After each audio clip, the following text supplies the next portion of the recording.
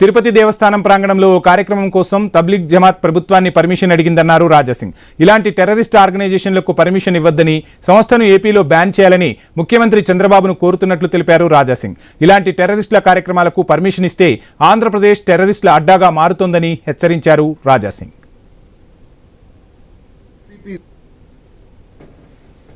మన తిరుపతి దేవస్థానంలో ఒక పెద్ద కార్యక్రమం పెట్టడానికి గవర్నమెంట్కే పర్మిషన్ అడిగిందంటే అసలు గవర్నమెంట్ వీళ్ళకి పర్మిషన్ ఇచ్చిందా లేదా ఇవాళ మేము అడుగుతున్నాము.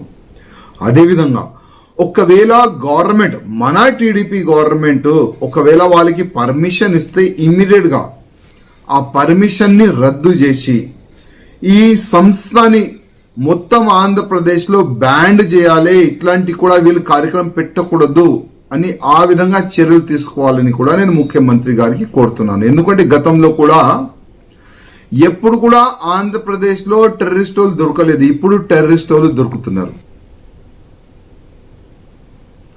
జగన్ హయాంలో ఇళ్ల